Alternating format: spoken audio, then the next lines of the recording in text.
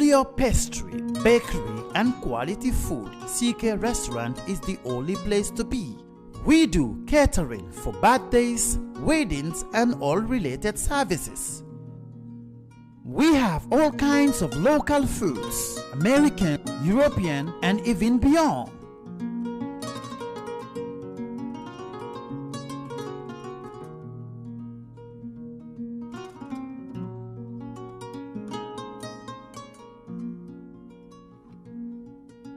Come and have a taste of our local juice, ebe, and other services.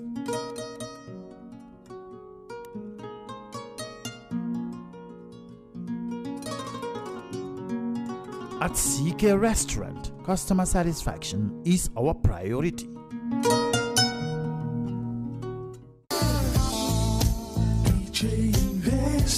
Are you thinking of owning your dream homes? EJ Investment is here for you. Secure our quality bungalows with 2, 3, or 4 bedrooms, or our story buildings, 3 or 4 to 5 bedrooms at very affordable prices with flexible payment plans at our Sanyang Seaview Estate, where you can enjoy the cool breeze with modern infrastructure such as tar roads, covered drainage system, modern electrification with street lights, gated entrance with security posts, and social amenities such as gas station, shopping mall, medical clinic, park, schools, children daycare, and a lot more. Our dedicated team of professionals will keep the estate clean at all times, provide security and patrol team within the estate premises, install latest technologies such as CCTV, Wi-Fi, home network installation, solar panel, and power backup system. Also, check out for our additional home facilities and interior design service such as premium tiling, wall plaster, home landscape, fingerprint home lock, and a lot more. Visit our office at Senegambia Kololi Highway and get a free site visit tour, or contact us on 4464-838. WhatsApp us on 3259220. Or you can visit our Facebook page or Instagram on EJ Investments. EJ Investments, we are first in properties.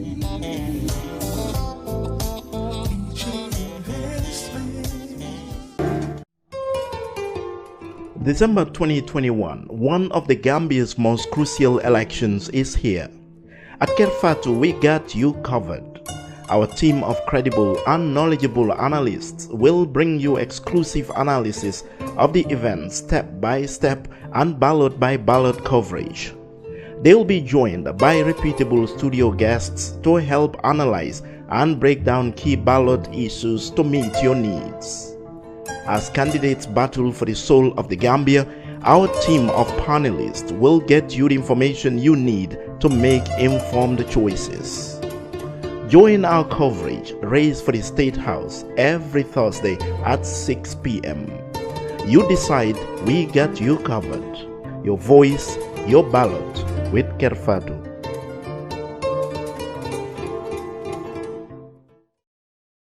Hello and welcome to the second episode of Race for the State House. This evening with me again I have Alimatu Diba. Alimatu is our international relationship analyst, and she's from the University of the Gambia. Alimatu, welcome back. Thank you, Fatou. Glad to be back. And good, we have also Abdullah. Abdullah was supposed to be here last week. He couldn't make it. Abdullah is going to be our legal analyst throughout the election period. Abdullah, welcome to the program. Thank you, Fatou. Thanks a lot. And of course we have Esa. Esa is a political analyst. He is also here this evening. Elsa, welcome to the program. Thank you for having me again. And Cham is not here. It would have been nice to have him here, but he might come before the end of the program.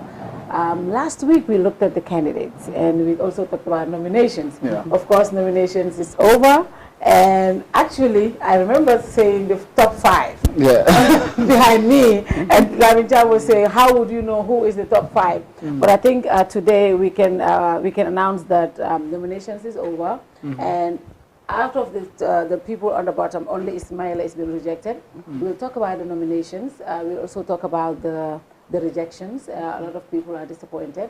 But we have seen a lot of endorsements as well going on. So, Alimatu, let's start with you. Tell us, what is your observations about the nominations, the announcement by the IEC?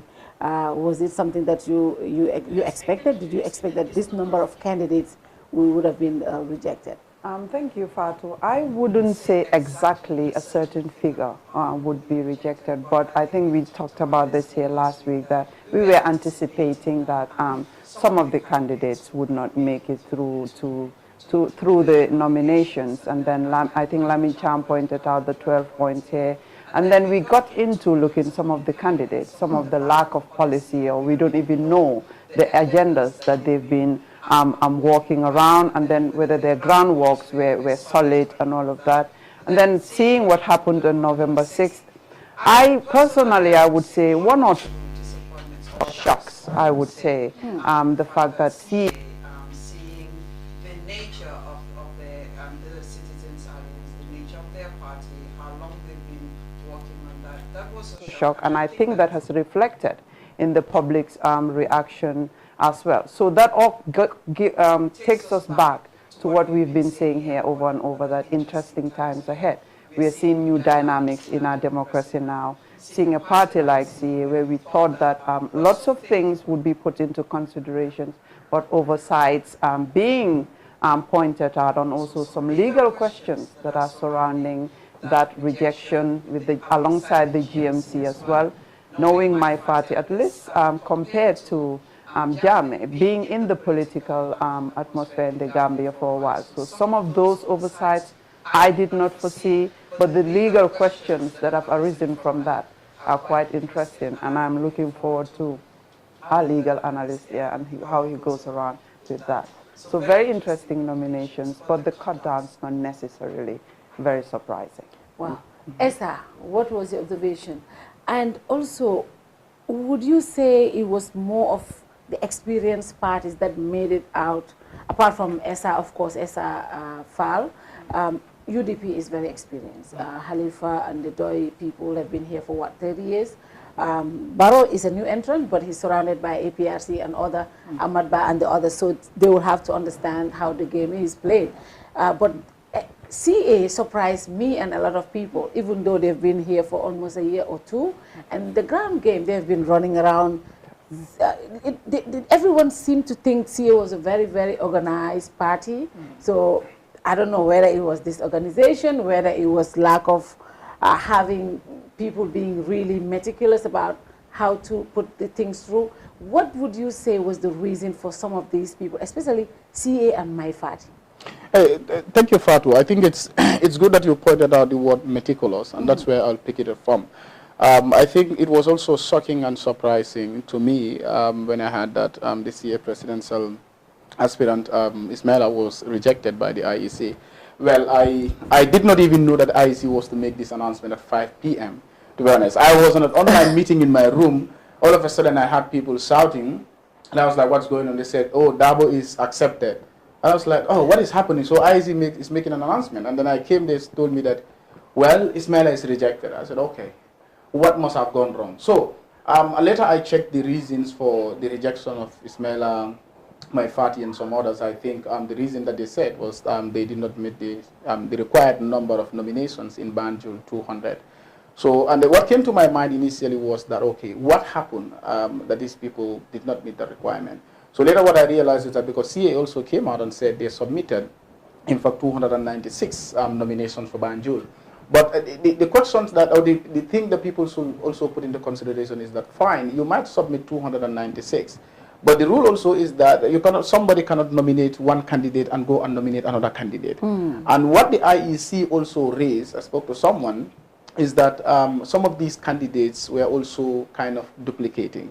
Do you understand? Some copying from each other. You understand? And they even mention of forgery of one of the candidates. That's the GAP candidate. Yeah. So what they said was that some of them, the acts that they were doing, probably if they should expose them, maybe some of them can be dragged to court. Do you understand? And I think that is why they said every candidate, all the candidates have the right to privacy. They're not talking about those things. But then for CA, like you said, the meticulous part of it, CA has been existing for 3 years now, and that's why it surprised many that somebody like SRFAL, who has just 4 months in the political terrain, was able to do these things. But also, again, you don't necessarily have to blame the presidential candidates themselves, because they also have lieutenants that are working for them. Every party is structured and organized. There are people who are responsible for doing some of those things. Probably these people are also, maybe you could blame them, the candidates, that maybe they do not also scrutinize these people that will be responsible for this. I don't know what exactly happened in CA because I'm not there, but maybe also they did not properly scrutinize these people that are responsible for the nominations. Because there is this thing here, that you see, you can go to Banjul, for instance. Somebody can be resident in Banjul without being a registered voter in Banjul. So if you go to Banjul to get your candidate nominated, and you just go with the nomination form, you find someone in Banjul in a household and say, oh, we want nomination, and the person just come. Some of them might not be meticulous. Do you understand? The candidate, if the candidate is to go and do that, the candidate will be meticulous with all that. But somebody who is just given the job to go and get the candidate nominated might not worry. Even if you know that, oh, this person, you know, is not a registered voter in Banjul, but residing in Banjul, provide you with the voter's card, you might say, ah, let me just get it done. Because you just want it, because the thing also is, I think a lot of people thought that the IEC will not be very meticulous about this thing. Yeah. Because that's what some of them said. They said they thought that we will not scrutinize this thing properly. And they told me the IEC, they were there up to, you know, daybreak. They were just, you know, making sure that everything go the right way.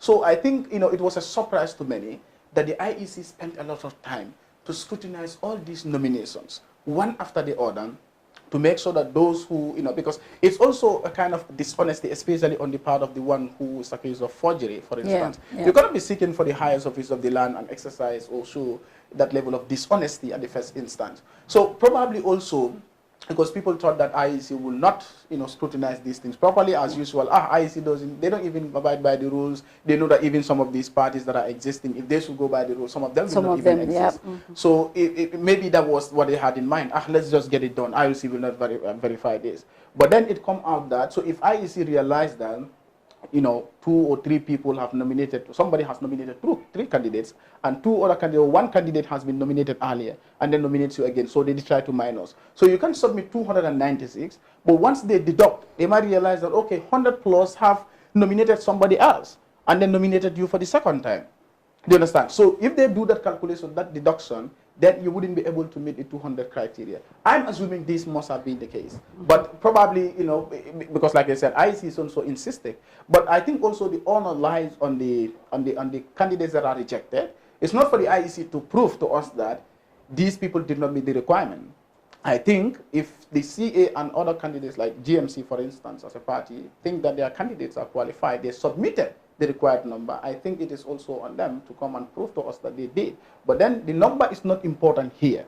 You might submit 500 in fact. Yeah. But how about if 300 or 350 of them already nominated somebody else? Then you've not met this threshold. So the honors lie on them to do that. But then, like I said, it was not also a surprise to me that some of these candidates were rejected, especially some independents. I mean, I think also it also has to do with more with the people who really care about, in fact, are they serious about this, what they were doing? Some of them probably came to the game just to, I mean, for the limelight. Yeah, and that's it. And they know that very well they cannot do or meet the requirements that the IEC is asking them for them to do. So at the end of the day, some will say, well, you know, it's good for our democracy. We have a lot of people coming on board. But I think also the scrutiny is very important to make sure that we really have people that are very serious with this thing. I mean, Ismaila's rejection and Fatou's rejection is shocking because I think these people really have ambition to come, especially Ismaila. My Fatou has been there since 2011, you know, even though this was going to be the first time my Fatou was going to be a candidate, to be nominated and contest as a presidential candidate. Ismaila coming, you know, it was, the zeal was there, the enthusiasm was there. He sacrificed a lot, you know, put in a lot of resources, energy and time to be there. And I think it's really shocking that he is disqualified, but it will have been very interesting to see these people down there, you know, all contested. That will have been interesting. But nevertheless, I mean, I see it as a setback for the CA, especially Ismaila, and I think, you know, it's just a matter of, you know, taking it from there and then, you know, prepare for the future. I mean, well, they are not yet ready for that because they're going to court. Well, they're appealing. And then, Abla, I think for many of us, I mean, I never thought about any of these candidates being rejected. me and so many people were looking at Dabo. Yeah. Because everyone, especially day before nomination, there were so many rumors out there, even though we all knew that when it comes to the IEC 12 points, that was what IEC was going to look at. But everyone started saying Dabo was going to be disqualified. And at that point, no one was thinking about any of these candidates. It was only Dabo. And then we had a shocker when it was the other people. But now, what is the way forward for these candidates? People are saying, I mean, I saw somewhere that the IEC decision is final. Can they go to court? Fatou and Ismail, it seems like they are the only candidates that are challenging the IEC decision. The others, we'll talk about them later. Seems like they were in a rush to be rejected and go nominate someone else. But what is the state? What do you think the law provides for them at this point? Can they still continue? IEC rejected their appeal. And can they go to the court? The Elections Act, the relevant provision that deals with the issue of nominations and the rejection of nominations, says that upon the IEC rejecting a candidate's nomination, that they have 48 hours to appeal to the IEC, and the IEC exercising a quasi-judicial authority.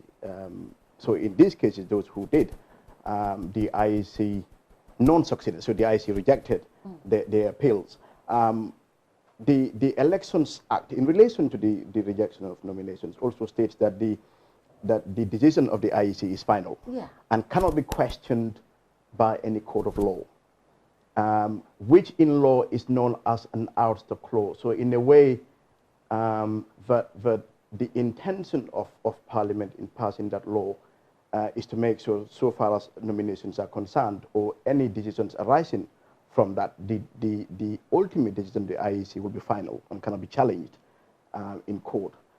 So that is one position. But lawyers would always find a way to argue these issues. So I believe the candidates will appeal, not appeal, but the candidates will probably file applications and processes before the appropriate courts to one, perhaps look at any potential infringement of their fundamental rights under Chapter 4 of the Constitution. One I can think of is the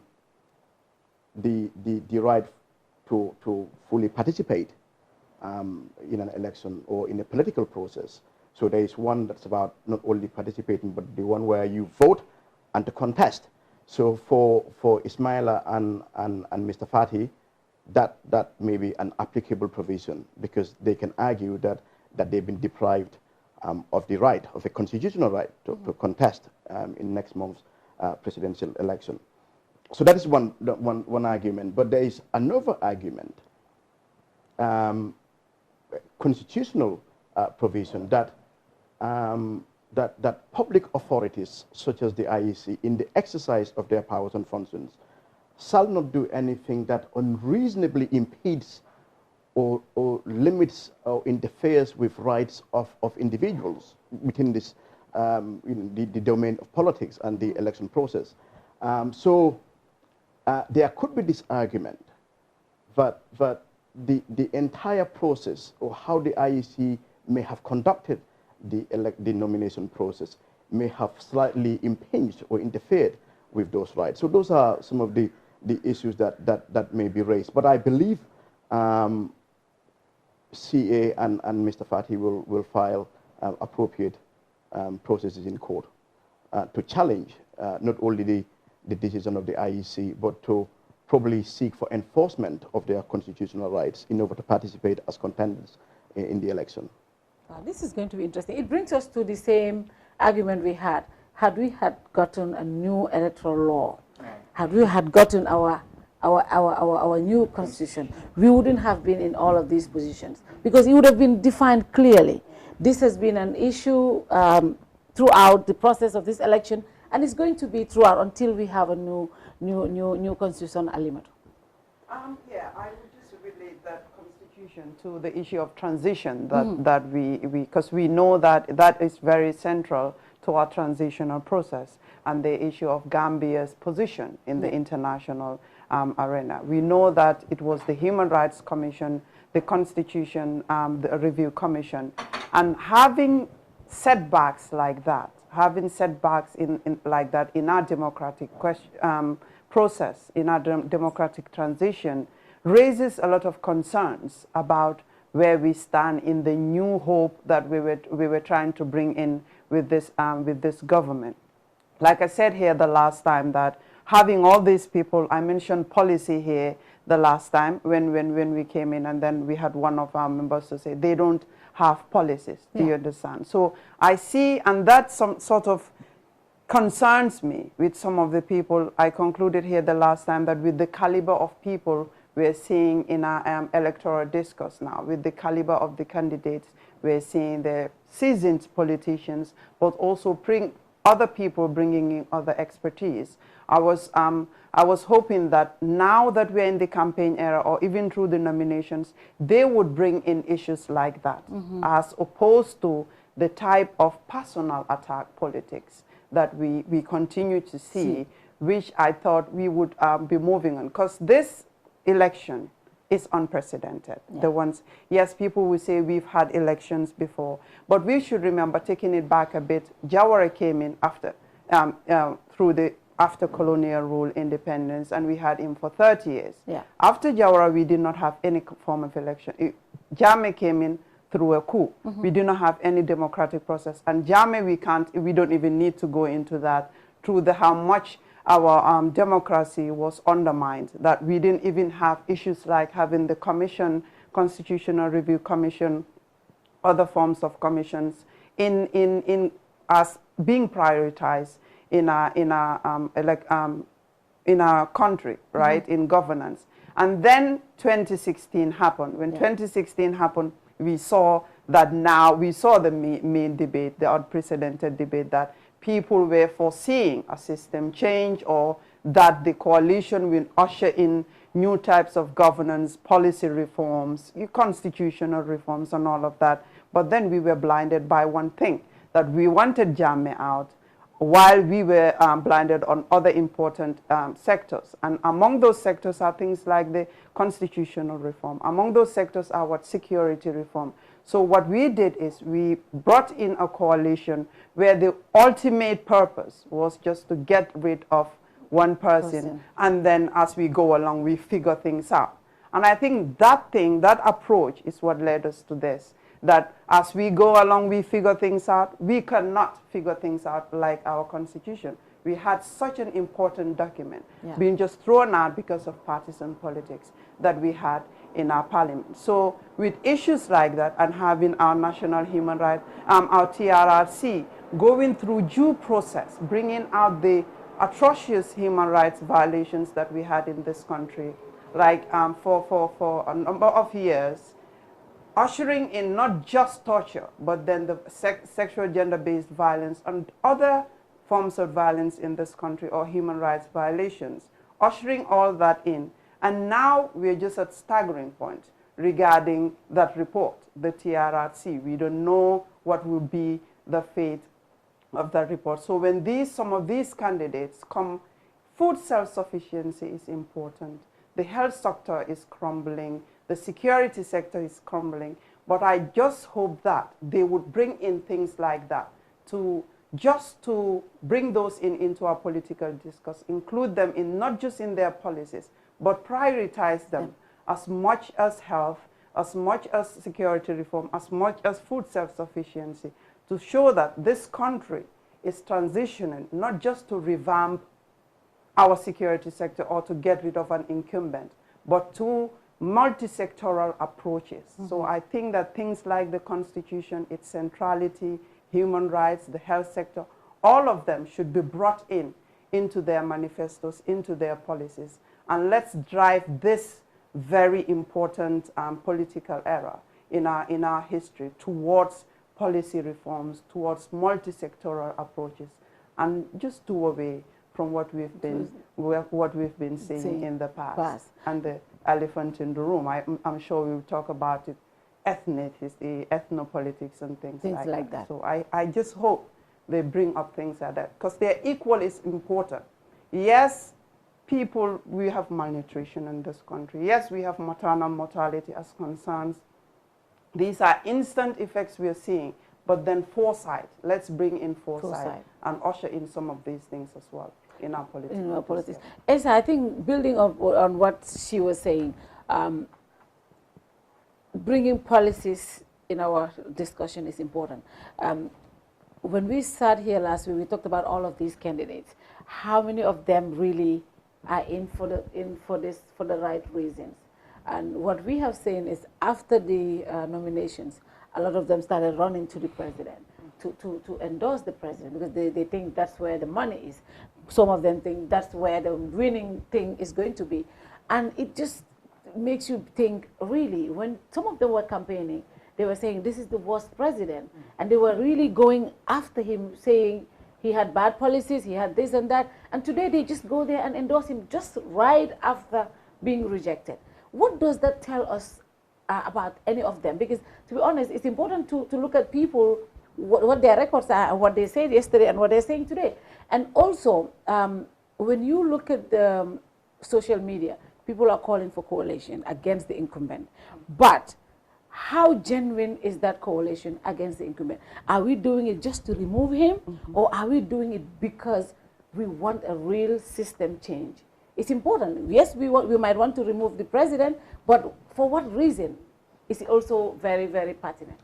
Thank you, Fatou. When I also saw news of some independent aspirants who filed their nominations, in fact, one of them withdrew before the announcement was made. That is the world builder, Mamadou Ba. Yeah. For him, he withdrew before the announcement was made. And Tamsir. Yeah, nevertheless, the IC made the announcement that he was rejected. Yeah. And I saw some of them, going to state. I think a lot of them were invited in State House, as we have heard. Yeah. And then almost all of them. Endorsing. So I was like, okay, Gambians have given a new meaning to opposition politicians. And the new meaning now is that, well, you come out to say, I am in opposition, I'm against the incumbent. And when you realize that you can't make it, just like they say, if you can't beat the system, you join it. So that's the new type of politician that the Gambians have defined, that an opposition politician is someone who, if you know that you can't make it, you just join. I think that's the new type of opposition we have defined. So, I mean, just like we said here last week, I mean, it's like you wonder whether these people are really serious about, the job in this country. I think the problems that sometimes when I sit down, I want to cry because I think of the enormous challenges that we have in this country. This country, sorry to say, but is sinking by the day. And all that we have is people coming, making this a comedy show. I'm sort of not to disrespect anyone, but I mean, coming just to get nominated, and all of a sudden you go and join the incumbent that you've been criticizing. I mean, being in opposition shows that you tell people that you want to provide an alternative. Yeah. This is what being an opposition is. Like you're a shadow government, a second government, a government that is in waiting. So if you're telling us that, for instance, Mr. Haidara, who criticized President Barrow hugely, just to come and join him like that, it shows we lack what we call principled politics and principled politicians in this country. Politicians who are not principled in what they do, who are not genuine to themselves and not genuine to the Gambia as a country. I think it speaks bad of our democracy. When all of them were coming, I said it even on the media platforms that yes, it was good for our democracy.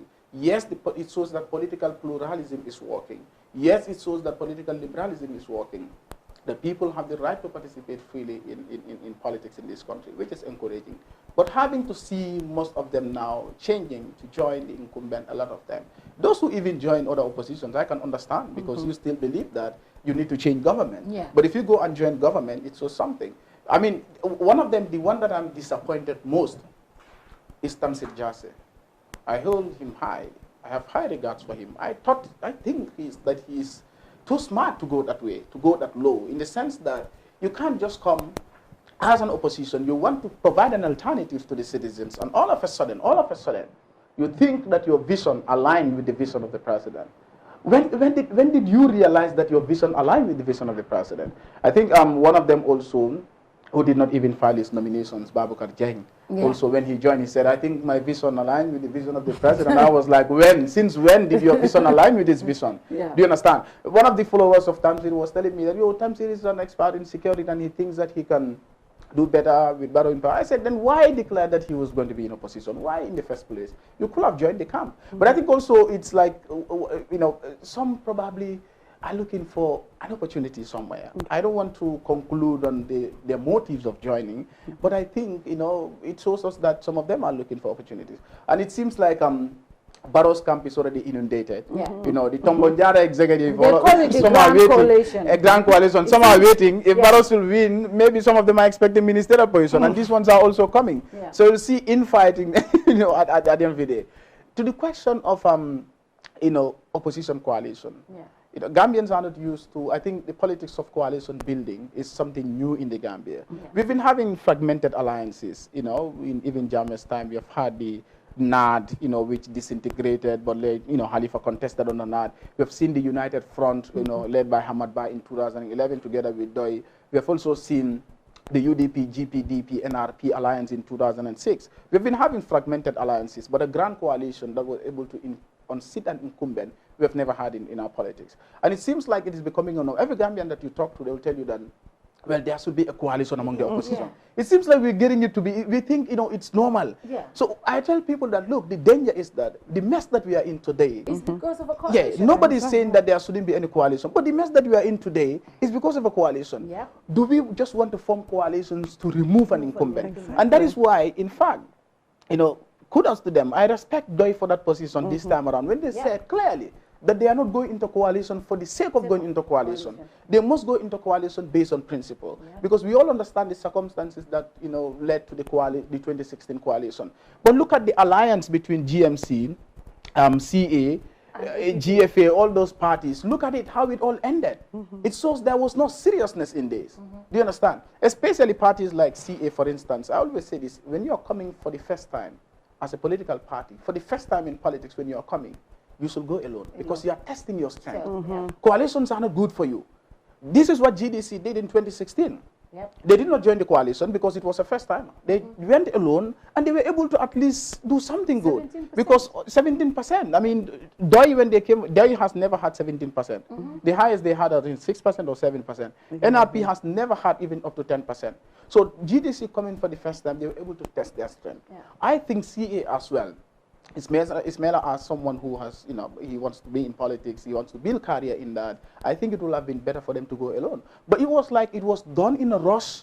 They were like, Gambians were like, let's form an alliance with a coalition against the incumbent. And all of them came and signed. Look at what happened. They started withdrawing. When they were to sign on a Wednesday, 2 withdrew. 3 of them came, surprisingly, the other 2 did not appear. Sure. And they just went and signed there. I knew they signed. If some of them had choice, they would have withdrawn. But because they went there, they cannot just go back now. They just have to sign. So they signed that. And look at it. They signed that, can you imagine, on Wednesday. Yeah. Thursday, Friday, Saturday, Sunday, Monday, nomination started. Nomination started on Saturday. But Wednesday, Tuesday, Ismaila was nominated. Yeah. Or filed his nominations. GMC filed their nomination on Monday. This thing was signed on Wednesday and Monday. So I was asking myself, where is the alliance? APP, well, the man even withdrew. Yeah. He did not even file his nomination. So it shows that are we really serious about coalition politics? Because it is new here. And then also I always tell people that, you see, coalitions are not meant to survive for long. All the countries, especially in Africa, that experience coalition politics, coalition building, many a times they don't survive long. These are marriage of convenience. Do you understand? They are established based on marriage of convenience, that you want to remove, you have a common enemy that you want to remove. You come together. At the end of the day, like Halifa always said, come halati aboku dal. I don't know how to say this. Do you understand? They have the same goal. The goal is to unseat the incumbent. But the objectives, the visions, what they want to do, the strategies and all that are different. The thinking, the ideology, if some of them have at all, are different. They are not thinking of the same way of running government. How UDP is thinking of running the Gambia or running government might be different from how DOI or CA or GMC is thinking. Do you understand? So at the end of the day, we come and form coalitions against an incumbent. Yes, it's good, it removes an incumbent. In fact, fragmented opposition or fragmentation among opposition parties is been highlighted as an obstacle to democratic consolidation in Africa. So that's why it's good at some point that coalitions are formed. We have seen what the Benaboko Yakar did in Senegal. We have seen what the National Rainbow Coalition did in Kenya in 2002 to unseat Daniel Arap Moi's government. We have also seen 2016 what the coalition did in the Gambia. But I think there is this new wave that opposition parties in the Gambia and Gambians must start believing in opposition parties on sitting on Kumben without forming coalition. I think this is very possible when people really put aside their personal interests, put aside their linguistical or whatever interests, or ethno-linguistic, affiliations or whatever, and look at a party, at a candidate that you think can really change the trajectories of this country. Once that is put in, I think we'll be able to have opposition parties single-handedly remove an incumbent. It does not always have to be a coalition. At the end of the day, if we should even form a grand coalition, say today, Doi, Dabo, and all those individuals say, you know what, we want to put up one candidate. And then they go again, remove Barrow, we will start scratch again. It will be a matter of, okay, different coalitions with different interests. And I think that is one reason why some of these parties are even running away from coalition. If you look at the UDP, I think they want to go alone. They're saying you can back them, you can endorse them, but they will not form a coalition with you, because at the end of the day, they don't want to have that problem. And that is why even the NPP, they call it the Grand Coalition, but Barrow is nominated on NPP ticket. So all those parties that are backing him, it's not a coalition government. At the end of the day, Barrow will have an executive power to appoint anyone that he wants to appoint, to say, you know what, NRP, I'm tired with you. You know what, PPP, you're not bringing me anything. GPDP, you know what, I'm just sick and tired of you. So at the end of the day, like I said, we should start believing in the alternative, and that is opposition. That once we have a force, a party that we really think, it does not just have to be a party that we think, oh, can remove and that's it, we all join. But if we think that this party or this candidate is really the one to bring us that change that we want, let us put aside all other interests and just go in for that. I think once people are able to develop that mindset, we will be able to have competitive elections, which will be good for democratic consolidation that the Gambia is doing. And that cannot be done without proper policy argument, Abdullah. What we have seen in our politics is talking about personalities. The incumbent talking about the main opposition leader, and the main opposition also throwing jabs at the incumbent. That has been our politics. I haven't seen some of these parties. I haven't seen their manifestos. SFR launched his manifesto yesterday. Doi did on Saturday. And UDP launched theirs a couple of weeks ago, and I think also NPP has. I have not seen yet. But who is discussing these at political rallies?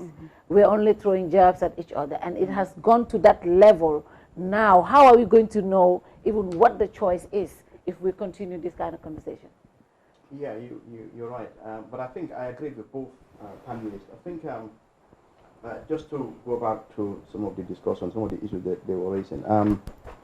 Firstly, the unprecedented number of people who were aspiring to be candidates was simply and utterly ridiculous. Okay, so a greater chunk of the people who wanted to be president, people who wanted to be nominated, are people who are not good enough to run small-scale businesses, never mind a local authority, never mind a government department. But I think we have to look at the reason why. Firstly, because obviously this is the first election post a dictatorship, post a brutal dictatorship. So the terrain is free. There's an element of political stability in terms of people being free. So obviously people are freer to exercise. Previously, you express an intention, your family, your colleagues, your loved ones will tell you this will be the end of you. So we can probably understand why. But there is another issue as well, and probably another elephant in the room, is because President Jawara was as qualified as any president anywhere in the world. Then Yahya Jammeh came, who had a certain degree of military training and background, and even though not highly educated at all, but had some certain level of professional training. Barrow came, and I am not sure, with respect to Barrow, where to peg him, where to peg Barrow in terms of that scale. So, but what I can say, across the length and breadth of this country, from Koino to Katong, people joke in their homes. People joke that the man is not even fit to run a household. This is not me saying, this is what people say. That frankly, he is clueless. This is what a lot of people say. So in a way, we have to accept that Barrow becoming president, but that is also linked to the issue of how the coalition was formulated, because it was driven by an overriding interest, an objective to unseat a dictator and not post removal reconstruction.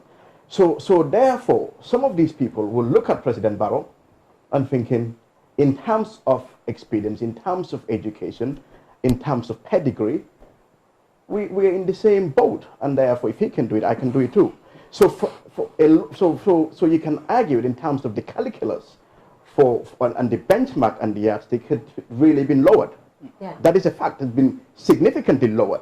So therefore, anytime anybody say, well, I look at the guy who's there, I can do it too. And that's a fact. Then the other issue is, and that is linked to what the other panelists were saying. You look at somebody like Aïssatou Touré, highly educated, but didn't come with any political capital in 2016. Today, she's vice president. So you look at some of these individuals as well. You look at somebody like Gomez, I can't remember the first name, who was Henry Gomez. Yeah. Again, who, with respect to Henry Gomez, I don't think if Henry Gomez went alone, he would have pulled more than 1,000 votes. And maybe I'm being really being generous to him. But being part of that coalition and him, a ministerial position, cabinet position. Yep. So and there are other individuals as well who would never had directorship positions, but became cabinet ministers, and with that, with in our own context, the benefits and the and everything that comes along with that. So I believe for the majority of these candidates, the majority of them were driven not because of those ideological motivations and ideals to change this country and transform and reconstruct our country, but it was purely and simply political greed. Because our politics at the moment is so polarized, our politics is so fragmented. Barrow is utterly desperate to remain in power. The opposition want to remove him. So because a desperate man would do anything, so because Barrow is utterly desperate to remain in power, any little support means something to him. So these people in their political calculus are saying, I endorse him, I am nobody, but I endorse him. I may get position of an ambassador, I may get what it is, positions in some far-flung embassies across the world. But likelihood is they will get some form of political or economic benefit by endorsing Barrow. So therefore, the majority of these were simply overcrowded, were simply clogging the system, knowing that they were never going to be, their names were never going to be on the ballot box on the 4th of December. They will go, some of them actually as simple as even signing asset declarations, some basic documents. If you look at the IEC checklist, there are some documents that candidates have to sign. Some of the candidates didn't even do that. So if you cannot even get those basics right, and those basics, I'm not even talking about CA in terms of them, those are, these are, but some of those basic ones, so it tells you that these people were never even serious about getting this form, because the ultimate goal was never for November or December 4th. But obviously go through the motions afterwards, then you pick up the phone and tell Barrow, I am endorsing you. So it's purely political, but I can tell you something. The next election, I don't think you will have this many candidates. If you do, they're all going to be highly educated, capable, competent candidates. Will that be determined by the outcome of our results? I think that will determine the outcome. Because that will be determined by the outcome of our results actually. Because I mean, if the bar still continues, just like you said, the same, we'll still have people coming. Because I've said this before. Everybody thinks because President Barrow is president, anybody who has a bachelor, especially all you, the intellectuals, right? Everyone, I see everyone will say, I have a master's degree. Everybody that came, all the bars, all the people that came, they all had master's degree, and that because they're looking, our president doesn't even have a bachelor's degree. So I have a master's degree, so I can also be a president. So I think that is something, just like Ablai said, that is something that really also lowered the bar. You don't think so? Okay, that's, yes, people talk about that. Yeah. I know that people say that if he can make it, that is another topic, like having that. I believe that a president should have some standard of education, because yes, it's important to deal with domestic issues, but the president and how he or she, yeah. I'm going to say it, how he or she represents us internationally also matters. There are standards there that you have to be au fait with. There are issues you have to be savvy with that requires some level of education. No matter how much, how many advisors that you have, you as a president should be decisive in some instances, right? When you go to these international conferences, you have within the margins, like bilateral meetings just popping up, trade issues just popping up. So you should be able to just stand up on your feet and take decisions. So that level of education, being savvy with how things, the affairs of the international domain is very important. And we could agree that that requires some level of education, that requires some level of awareness, that requires some level of how savvy you are with current affairs. But also I'm going to take another approach with regards to the kind of people we've had. I think they've done a good job at saying that we question the motives of some of these people. Are they doing this for country or for self? We question that. But it's also, in as much as we want to discuss them, I think it's also giving us the opportunity to discuss our political awareness as a country. I'll take Marisol, for instance. When she came out to show her interest in running for it, I didn't hear anyone questioning what is her policies. They attacked her appearance. Yeah. Was she the average Gambian woman because of the way she dressed, because of her low cut? We see behind you, Fatou, most of them are in Western attire. Do you understand? Yeah. And they were not questioned as Gambian men because of their outfit. But Marisol being questioned of her appearance, is she Gambian? Can Gambian women relate? Just because she's a woman shows us that we are still a patriarchal society. And our country needs to be uninformed about some of these things. Dabo has attested to the fact that he has been nominated by 11,000 women as opposed to 5,000. We've seen these rallies. It is these women, and I won't even go on to how women are holding down households in this country. We know that is a fact. And for just the first woman, when Dr. Aissatou Toure came, she came independent, but then she joined the Grand Coalition. But then the first woman coming to show her interest independently, and then we having those attacks, and then we seeing the public uproar about a woman not even standing a chance, shows us that, like, we need to talk to these women sometimes. And I think the onus lies on some of these political party leaders, that when you stand at that podium, in as much as you want to get votes, because I say political communication is about two things, to inform and also to persuade. They focus a lot on trying to persuade this, trying to get these votes. But then standing there to inform these women or to educate them about where women empowerment stands has not been reflected in the way we received Marisol as a presidential candidate. And also... But for Marisol, can I just come in here? For Marisol, right? Just like Esa said the last time, it was symbolic to have her go file her documents to be nominated. But again, how serious was she? No, I get it. I get it. The seriousness of Marisol, that's why I'm saying that I'm taking another approach here to talk about our electorate. Like the reception she had was not based on how unserious Marisol was as compared to Momodu Ba or compared to some other person with an ulterior motive. That was not the backlash Marisol got. Marisol got the backlash because she was not portrayed as the average Gambian woman. And what I'm trying to drive at is that not just Marisol, but then it shows that there are lots of issues here that our electorate is not informed about. There are lots of issues that they don't, some of them, well, no offense to anyone, but they don't know what they are voting for.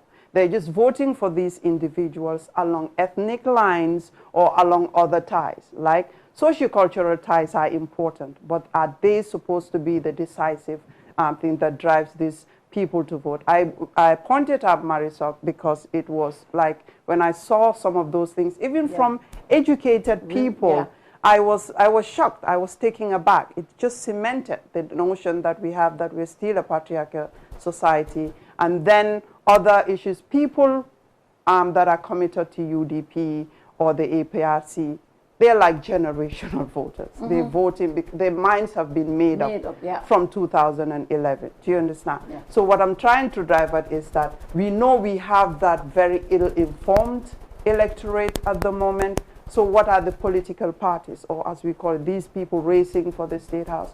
What are they doing to at least inform as opposed to just persuade it? If that makes sense. That's what I'm trying to. Yeah, just to add on to that, I think it's quite interesting that we discuss. You know, I don't know whether next next session will be on scrutinizing these qualified candidates. Actually, yes, we do. We started with I hope we do now today. We do today with Dabo. We're just going to follow this I look forward to that. It's quite interesting. But before getting to that, just to add on to what C is saying, I mean, I don't want to mansplain before feminists will attack me. Feminists hate mansplaining anyway. But anyway, just to add on to that, I think it's quite, I mean, it's important that we analyze how voting or 2021 elections will be December 4th. Along what line will people be voting? You know, she talked about, people being generational voters, for instance, the APRC. Anyway, APRC for the first time in 25 years, they are not putting up a candidate. So that's interesting. You know, in voting behavior, that's what we call the party identification model, that people tend to align themselves to political parties because they believe that they have been long-term supporters of that party, or their parents have been long-term supporters of that party. Today, you as a child, because you see, so what we call political socialization. The agents of political socialization, one of them is the school. The school is there, but also you have the family, the home. So people, when you grow up in a house where it's only UDP being discussed, so Dabo, you hear your parents talking about UDP. When you grow up, you're 18 and you're supposed to vote.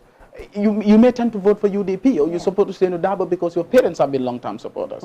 Or you hear only Adama Barrow, or you hear only Halifa Saleh, or you hear only Yahya Jammeh. You tend to vote along that line. We will certainly have that in this election, that people will be voting along party identification line. This is the psychological attachment that voters have to the particular political party. The socio-linguistic part, that is the socio-cultural part, this is sociological model of voting behavior. That certain people will vote not necessarily based on gender, no, because we don't have a woman presidential candidate. Probably if Mary was there, maybe some people will vote, feminists will tend to vote for Mary because of her gender. Do you understand? We don't also have a particular candidate that tend to promote, for instance, the rights of workers. Do you understand? Or the rights of certain group of people who have been marginalized. So we don't have people voting on that. But we certainly... Banky would have been exactly kind of the youth, exactly. Banky would have been a perfect one. Thank you for that. But then we're going to have certainly people voting based on tribal lines. Do you understand? That is going to happen. We've seen that manifested. You see, so I always say this: if people like Esa should come and say, "Oh, I'm joining UDP now," I'm saying that maybe some people will tend to say, no, I'm not voting for UDP anymore. Or if CS will say, now we are endorsing Barrow, you'll have some people who will say no, based on certain reservations or certain reasons, or to join UDP or whatever. But then I'm saying that, yes, certainly, people are going to vote. That sociological model of voting will be manifested in 2021 election, because people will certainly vote based on tribal lines, which is really, really bad for our democracy. But coming to the point of these candidates again, trying to scrutinize them. I think, with due respect to anyone there, no offense, but I think, I've listened to Abdullah Jammeh today at the signing of the Code of Conduct. I was so amazed. He's brilliant, eloquent. Well, when it comes to delivering, I don't know that because I've not worked with him. But I think he's eloquent, he can really understand issues. Like Halima said, you see, education is important, being a president. Whenever people say, that Gambia, we should raise the bar, some people are like, nobody, and you will discriminate against the president. In fact, when the draft constitution was being worked on, you know, when the consultations were going on, some people were saying, you know, when you raise it to bachelor's degree, then you are marginalizing Barrow or you're marginalizing Kande. But I said, hey, a lot of people are marginalized. No constitution is perfect. Yep. If we go by marginalization, then why will you say that I have a right at 18 to vote, but I don't have the right to contest for presidency? I will say that I'm being marginalized. So marginalization must be there. But then we also need to be serious a bit and raise the bar. I mean, I wouldn't say that, you see, going to school, earning a degree, bachelor's or master's, wouldn't make you educated. For me, going to school and being educated are somehow different. But then going to school to a certain level might guarantee you that level of education. You can be educated. It exposes you. It makes you aware. It gives you that experience. This is what is important here. I've seen, you know, a particular news outlet, you know, talking about these candidates, who they are. And I saw, you know, Dabo, a lot been written about him, the experience and the exposure there. Halifa Sallah, a lot been written about him. Esafal. I've seen Barrow, a short one been written about him. And they also said, that he studied real estate in the UK. I think people have been saying that, but I am questioning that because I've not seen it anywhere. Even if you go on Wikipedia, they say Barrow study, he was working as a security guard in London while studying real estate. But it's not mentioned which institution was Barrow studying or did Barrow study. It's not there. You don't see it anywhere. And I keep on wondering, is this just cooked up because he set up an estate agency? So all what I'm trying to say is that we need to be serious a bit because we have seen this. No offense, no disrespect to the incumbent, but we have seen this lack of experience, this lack of understanding of issues being manifested by him. Even at the nomination, he said, I think the IEC should be independent. You see, that was the wrong term because it is the opposition who should say that the IEC should be independent because the independence of the IEC should be guaranteed by the incumbent. I think the right word he should have used is to say, well, you know, the IEC should be impartial, should be fair. Also, we have seen in one of his meetings, I think Buvazone, where he said that Usainu Dabo, like you said, the attacks, the personal attacks, it seems like the focus is shifted from policies, from issues, we're talking about that, to personalities. And I think, you know, mostly we've seen this both UDP and MPP doing it, but we've seen it manifested more in the incumbent rallies, where they've talked about the UDP, Usainu Dabo all the time. And to the extent that one of their women supporters would say, Marisol, come and join UDP. And all of a sudden, Marisol joined UDP. Right? So we've seen where he said that, well, Dabo has been saying that, you know, he will, on the 5th of December, he will go to State House, saying, Dabo does not know that my term expires 19 January. I'm like, okay, wait a minute. Here is the thing. Maybe he's looking at the experience we had with Jammeh, because that was not a smooth transition. If there was a smooth transition, is it in transition when a president, incumbent is defeated, another president is coming, president-elect? Of course, you know, all those protocols, all those, you know, those things take place. And the president-elect can even meet ambassadors. He can meet dignitaries. So that shows that he will be working effectively. Do you understand? At a certain period, even before your term expires. So that shows that it seems like we have a man there who does not really understand these issues. Halima talked about the international fora. We have seen this manifested. Going to the, you know, Chatham House, being asked about, you know, succession at the Commonwealth. You know, you talk about success. These are somehow embarrassing. And it's because, like you said, all of them are looking at, hey, if he can become president, or if somebody can become minister, if somebody can become director, I can also become. Let me declare my intention to run for presidency. Well, I will not go ahead. I'm not serious about this.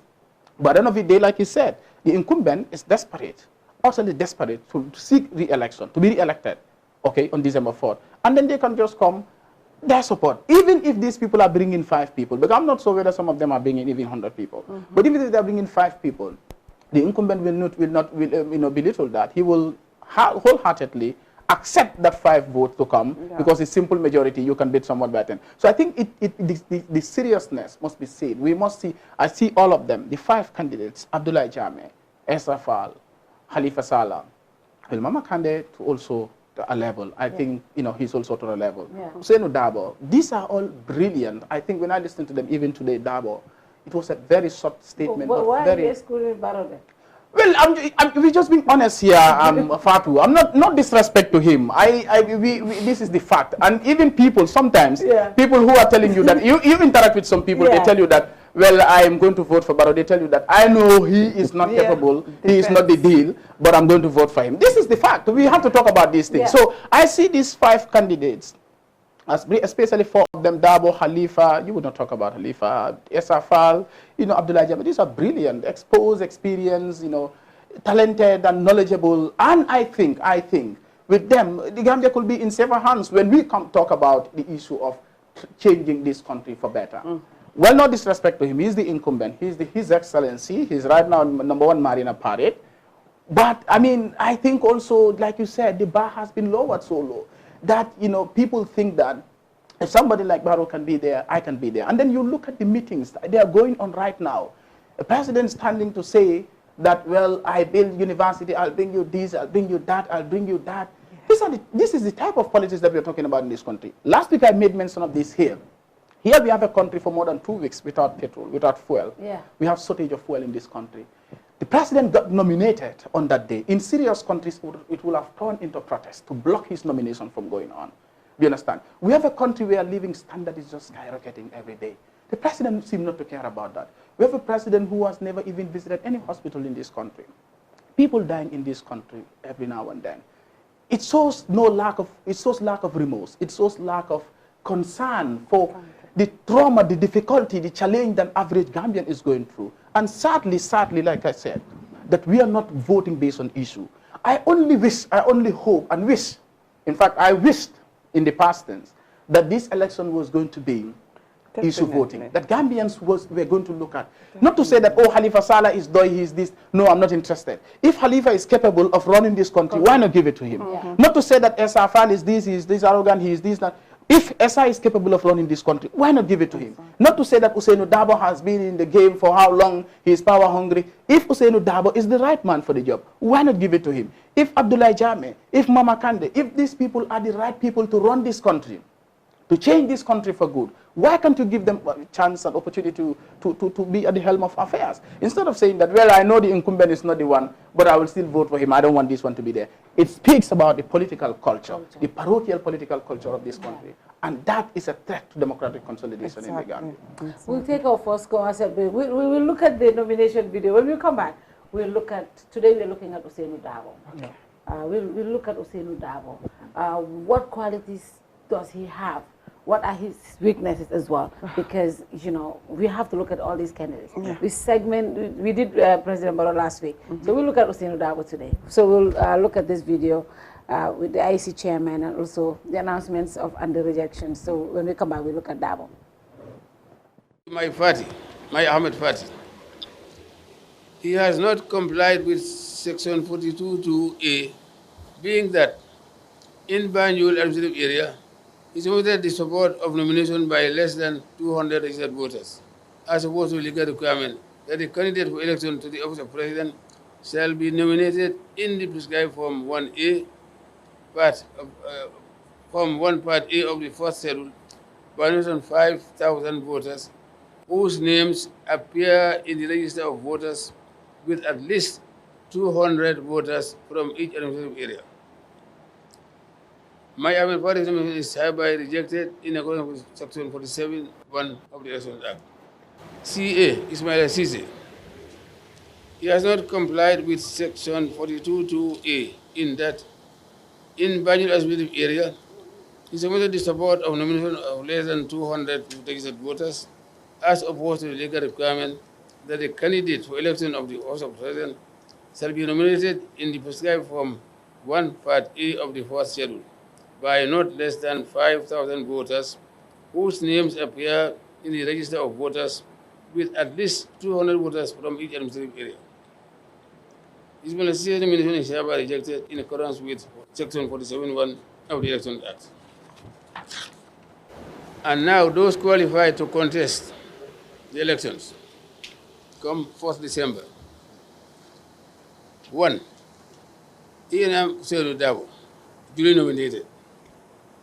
E.N.M. Usainu Dabo's nomination is hereby accepted in accordance with Section 46 of the Elections Act. 2. GDC Mama Kande. Mama Kande's nomination is hereby accepted in accordance with Section 46(1) of the Elections Act.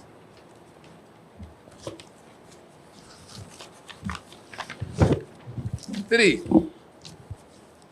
Doi, UDYS, Halifa Babukar Salah. Duly nominated. Halifa Babukar Salah's nomination is hereby accepted in accordance with Section 46(1) of the Election Act. 4. NPP Adama Barrow, duly nominated. Adama Barrow's nomination is hereby accepted in accordance with Section 46(1) of the Election Act. 5. Esambai Fall, independent, duly nominated. Esambai Fall's nomination is hereby accepted in accordance with Section 46(1) of the Election Act. And 6. NUP Abdullah Ibrahim Jami, duly nominated. Abdullah Ibrahim Jami's nomination is hereby accepted in accordance with Section 46(1) of the Election Act. Well, this is it. Thank you all very much. Thank you for your attendance. Welcome back to the panel discussion. Abdullah, we were looking at the nominations, but now it's about time. Last week we looked at President Barrow. He was the incumbent. He's the incumbent, and we can look at his record. But Lawyer Dabo served as Foreign Affairs Minister. He also served as Vice President. He's been a party leader for the UDP for almost 24 years now. What can we look at and say, yes, Dabo can take us to the promised land? But also, what are his shortfalls? Because, we need to look at all of that as well. What do you think? Well, I'm going to be slightly biased in terms of him as a lawyer. I think he's one of the best that this country has produced. There's no question about that. I do not think we have too many lawyers in terms of contribution to enriching our laws and our jurisprudence. I think he will definitely be in the top 3. No question about that. If you look at our law reports are compilations of decisions of court, normally groundbreaking decisions, normally of the highest court, the Supreme Court and the Court of Appeal and the High Court. So if you look at our law reports coming from the Supreme Court and the Court of Appeal, particularly during Yahya Jammeh's period, constitutional cases, challenges to removal of IEC chairperson and several others, you will find Mr. Dabo's name and footprints and stuff like that. So, and in the majority of those decisions, although he would win some and lose some, and the courts will disagree, but this is when we had the benefit of Jammeh having judges that did his bit. So in that context, this is somebody who has significantly contributed to our laws. There's no question about that. Really contributed to development of our laws. In terms of his record as Minister of Foreign Affairs and as Vice President, I do not know a lot about it to really make a more accurate description. But he does face criticism because some people say after the coalition that perhaps he may have contributed to fragmenting the coalition, because soon after they won, everybody went back to their natural habitat, and that started to disintegrate the coalition, even in terms of the tactical alliance in the National Assembly and stuff like that. So some people say he was the architect of that.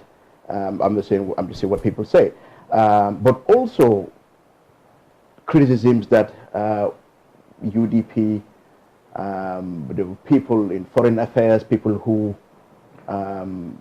were not competent and capable, were given all these foreign service or foreign affairs positions domestically and internationally and stuff like that. And some people also say he didn't. There was nothing that he actually did to show that he was a sort of transformative leader that perhaps one would have expected with his level of education, experience, and pedigree. So those are there, and I think both criticisms are justified. So if the Gambian people were to elect Mr. Dabo as president, this sort of leader, I know there'll be respect for human rights. There'll be respect for democratic principles. But in terms of his record, in terms of politics and stuff like that, I think I'm the wrong person to make a more descriptive assessment of that. But in terms of Mr. Dabo, when I was a magistrate in Banjul, Mr. Dabo appeared in court, and you know, he only started a couple of minutes, and I could tell that a lot of people have been coming here, but this guy, you can tell, you know, this is something that he's been all his life, because the way he controlled his witness and the way he was going about his business showed somebody who was highly sophisticated in what he did as a lawyer.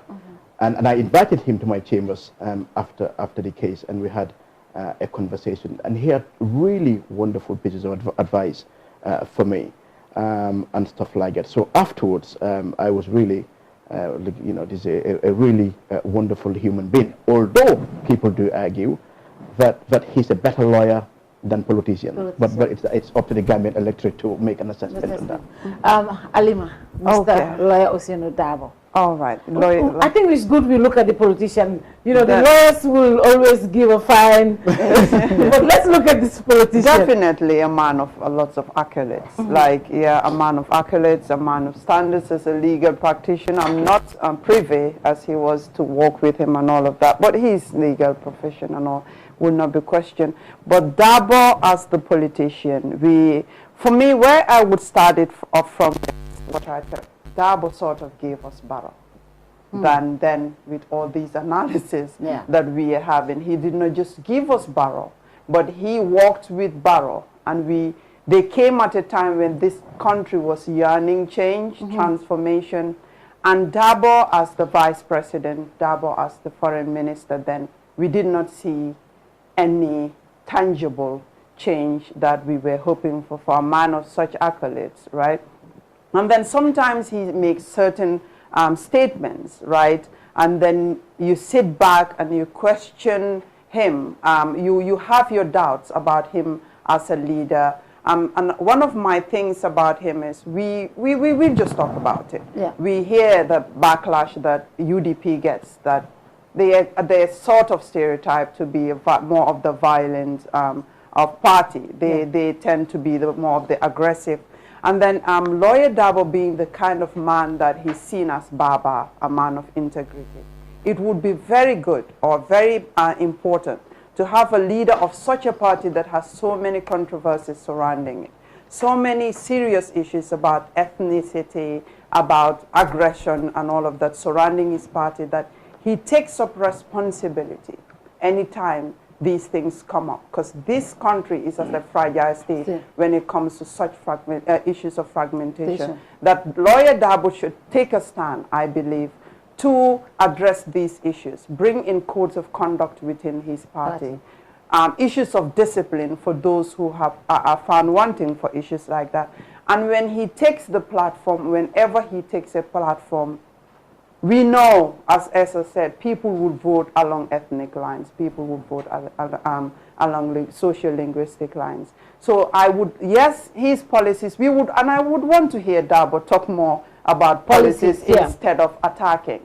Dabo spearheaded this declaration of assets.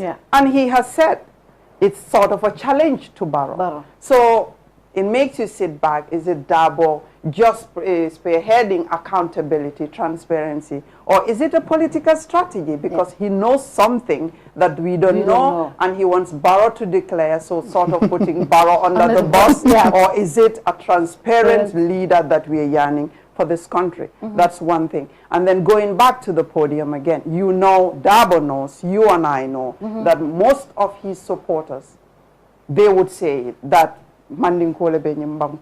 it's not nice to say. It's disheartening to say, but they say it. But when Dabo takes that podium, yes, it's your platform. Talk about what you will bring in. Talk about how you claim the Barrow government is corrupt. When you were there, how much corruption was there? That's another question. But then talk about the fact that Al-Bukaman Satombong, Al-Kabanko Tombong. When I'm running this country, I'm leading the Gambia. So if you're following me, follow me so we build this country to what I've been trying to do for 20 odd years. Don't follow me, just, it matters to people. Yeah. But then reassure them that you are not the leader of a certain group in this country. I think Dabo should make that, personally, a point of duty. That anytime he goes on a political podium, he reassures Gambians, not just his supporters. That he's ready to lead an integrated country. He's ready to lead a country that is working towards transformation of every single crumbling sector of this country. And again, as I mentioned earlier, that he gave us Barrow when he was vice president. They used to say Barrow is our Barrow. Yes, and then he was at platforms where people who questioned the 3 years judgment. He said that they would be arrested, and we saw tendencies. With all fairness to our co-panelists, he said that human rights will be assured that when he comes in, yes, his reports are beautiful, his legal accolades are beautiful, but when you make statements like that, that if you question whether the Barrow should leave after 3 years or not, that people might be arrested or things like that, when you make, then we question how sincere you are about fundamental human rights. We know that freedom of expression or assembly is core to human rights. So, yes, a man of accolades as a legal practitioner, yes, the Baba of the country, but then there's some work to do in terms of reassuring an integrated Gambia and also moving this country based on policies, based on reforms, multi-sectoral policies for that matter, and not just how Barrow has failed, rebuilding what Barrow failed in, but that what he is ushering in. I would like to see more of that from Lawyer Dabo as the flag bearer of the UDP. I think that is important, reassuring people. I remember doing the documentary, and we keep asking him and other members of his family, it's that you know, the one that people look like, the way he is being addressed, the Dabo that is only interested in a certain member of a certain group of people in society. Is that the kind of Dabo you know? But this is something that he's been labeled for. But how much are they working on, you know, rebranding him, making him the Dabo that will be a president for all Gambians? And I still think the UDP has a lot of work to do when it comes to that. You joined a car with some people, or you talk to some people, they'll say, hey, man dama ragal Dabo president say, dama ko ragal, ñun Dabo su nekkee president, ñun duñ xëcc ci dëkk bi. That is very important. I keep saying that to him and his people. This is what a lot of people are saying. What are you doing to reassure every Gambian that President Dabo will be a president for everyone? I think this is what the UDP campaign team should work on addressing. They have numbers, but this is something that is really affecting them. Your assessment of Dabo as a politician? I always say this, if there is to be any government come December 4th or December 5th, if there is to be a new government, governments have it's either change or continuity of leadership. But if there is to be a new government, any government that will come to power, I think your task is not to embark on any major developments and all that, thinking that, oh, I'll make life easy for every Gambian. I think you have more challenges than the Barrow government. Yes. You're starting scratch because we have a leadership that has failed in delivering that to the Gambian people. What we envision, or the vision that we had in 2016, to change this country for better, to bring that system change, I think we have a leader who has failed in delivering that. So it gives greater task to the next government that is coming. Your first 5, I always say this, sometimes people think I'm mad. I said, any government that is serious in changing this country, or any leader that is serious in changing this country, you shouldn't even think of going for more than 5 years, because you'll be exchanging blows with people. To fix this country would really require sacrifice.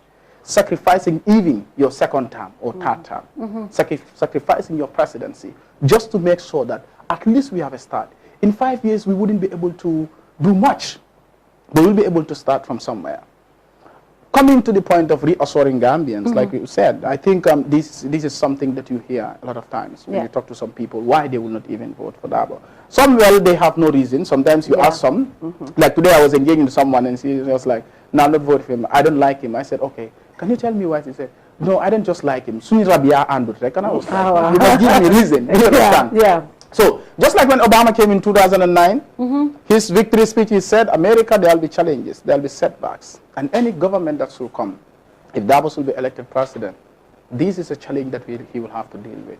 He'll be facing setbacks and challenges as far as this leadership is concerned. Because like you said, there are people who still don't trust him when it comes to Dabo as a politician. I think that's a challenge that he has to deal with.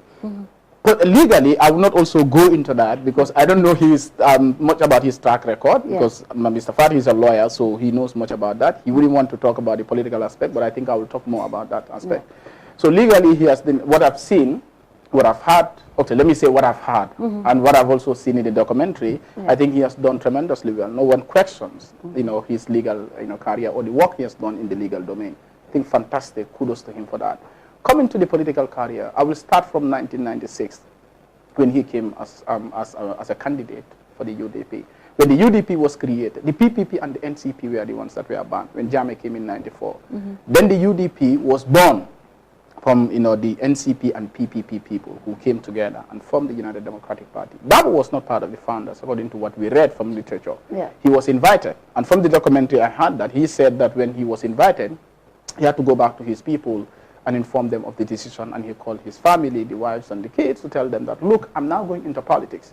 You should be ready to, to receive insults and everything, because I'm going in to serve my country. That was great, especially under a military dictatorship. Contesting the elections in 1996 with a military-turned-civilian dictator, that was Yahya Jammeh, who now, at the time retired from the military and now contesting as a civilian. With all the challenges that were there, with all the threats that were there, he stood to contest against Jammeh. I think that was brilliant of him. Coming all the way, he was not having a successful political career. I think, in fact, as he was coming, his support base was decreasing, going by the votes that he was receiving. In 96, UDP scored 35% of the votes. Jammeh scored 55. But in 2001, it dropped. Jammeh scored 53, 2 down, and Dabo also scored 33 because Serif Deba now came into the terrain. Then coming to 2006, it dropped again to 26%. 2011, it dropped again to 17%. So as he was going, Jammeh's support base was increasing from 55% to 62% to 68% or whatever, or 71%. Jammeh's support base was increasing, Dabo's support base was decreasing. And I keep asking myself, what must have been responsible for this? Is it that Dabo cannot still convince Gambians that he is the right man for the job? That's great. 2006, we have the NAD, and people, I think they started pointing fingers. 2006, when they had the NAD disintegrated, the likes of Khalifa, people think that Dabo was responsible. Dabo also think that these people are responsible. In 2011, or after 2011, when another coalition attempt failed, we had, Doy and NRP went into the United Front Alliance led by Hamad Ba, and Dabo went with my party's GMC, and I think another party, I can't remember. They went together. And what Dabo clearly said, I can still remember reading this in one of his interviews with the Standard newspaper, is that the opposition, some other opposition, like the likes of Khalifa and others, wanted to experiment something that is for them to lead the coalition, and that is not going to happen because the UDP has the majority. Anywhere the majority has to go. A consensus system of coalition where the majority will lead and the rest will follow. But then coming all the way, so these are things that people have blamed Dabo for, in the past, that he was not even able to bring the opposition together. His party being the biggest opposition party, he was not able to bring the opposition together, under one umbrella to unseat Jammeh. And then people said the coalition 2016 was even possible because Dabo was in prison. Yeah. If he were alive, he's alive, he was alive. Yeah. If he were to be out, probably the coalition wouldn't have succeeded. This is the belief of some people, that because, he was going to object to that primaries, that voting system of choosing a coalition standard bearer. Certainly some people also think that even at the coalition, because some people said, why seeing Halifa Sallah and Adama Barrow and you choose Barrow over Halifa Sallah? Yeah. People like OJ confessed to us that publicly, that they in fact asked their reps, their representatives, their delegates to vote for Barrow because they think that if Khalifa or somebody else will win the primaries, the UDP were going to boycott the coalition. But I said this is a possibility. But also I think I can disagree with this to say that the UDP knew what was at stake. Their leadership were in jail, languishing in jail. Yeah. They knew that 2016 was an opportunity for them. If they had failed in that, that was the end of them. So if Khalifa, I believe that if Khalifa or someone else had won the primaries, I think the UDP will still accept it in good faith and will go into the coalition. But then coming from this is where the problem starts, mostly, when it comes to Darbo's political career. He has done tremendously well. 96, even pulling 35% of the votes. This was fantastic. But when the coalition started, now the coalition won Friday, Saturday, Sunday, I think Monday was when he was released. You know, he came out, you know, looking so disheartening to see Darbo in that situation. But then, you know, all of a sudden what we saw was that there seemed to be fragmentation. Where it even started was in Dakar. My Fatou came out, my Fatou came out and said, millions were stolen by Jammeh. Khalifa came and said, I spoke with the IGP, central bank governor, and they said everything is intact. People started saying that. Because Khalifa, my Fatou said that, you know, the coalition spokesperson, that is Khalifa, I think, fired or whatever. Do you understand? This is where the problem started. Later on, But then Darbo was not seen in the limelight at the time. I think he was a bit hiding. But coming now to where the problem started, the 3 years, 5 years jotna, or the 3 years jotna and the 5-year thing. Darbo clearly said that if anybody wants to force, I think also it's important to say exactly what he said. He said, if anybody wants to force President Barrow to leave power, I will take you to court. These were his words. But I think this was a mistake, or this was politically wrong on the side of Darbo. If I were to advise Darbo at that instant, I would, or if I were in his shoes, I would have said that, look, here I wasn't even here when these people were agreeing to these 3 years. Yes, 3 years is a gentleman agreement. Me as a constitutional lawyer, I will support anything that is constitutional. That is very clear. Nobody will question that. Okay? But I was not here. I cannot comment much on this. I think the coalition stakeholders still have the opportunity to sit down and talk amongst themselves and see whether to allow Barrow to continue for 5 years or to honor the gentleman agreement that is 3 years. Darbo would have saved himself. You see, it is important as a politician to be consistent. And I think this is the problem, this is the difference between most of them and Khalifa. If you look at Khalifa, you see that consistency. You might have your issues with him. I also have my issues with him when it comes to leadership here and there, especially when it comes to taking responsibility. But I think he's more of a consistent politician in the sense that what he says today is what he'll stand by. I remember when Jammeh lost election, one of the journalists asked him and said, do you think that really the coalition won this election, that Jammeh is just making noise? He said, well, the courts will have to prove that. Or he said, Jammeh himself, the onus lies on him to prove that this election was wrong. And I said, wait a minute. If these were other politicians, maybe they would have jumped. We won the election. How about if the courts decide otherwise and said, no, he did not win the election? Then he will have put his integrity and credibility at stake. I think Darbo could have done himself better by remaining either silent on that or commenting in this way, as I said. Then from that coalition, then he came and said, now, that was my individual opinion, but now it's the UDP stance. I think what he should have done again. He would not attend that. Exactly. If he had made that, if he had made that statement to say 5 years, what he should have done is when the party wants to take a stance on 3 years, Darbo as a constitutional lawyer could advise them to say, well, I'm the leader of this party, and you all know my track record in this country. I have excellent track record when it comes to promoting constitution and constitutionalism. I wouldn't want to lead a party that will, you know, violate or call for something that will be in violation of our constitution, even though it's fine that for someone to resign after 3 years after being in power, because that should be voluntary, but it should not be forceful. It's not bad also for people, 3 years job not to call to Adam Barrow and tell him that step down after 3 years. That's not bad. But the party who could have advised them to say that, in fact, yesterday I made this statement, why not for that there to be that consistency flow? Why not you allow either to be silent on this or Darbo himself not attending that, but he as a leader he could take responsibility, attend that press conference, but then tell them that, well, citizens have a right to ask Adam Barrow to resign, but we are not as a political party taking any position on this matter. Because in fact Barrow himself is from our political party. This was going to be, I mean, an excellent way of kind of dodging from that responsibility. Then coming to the issue of the teachers.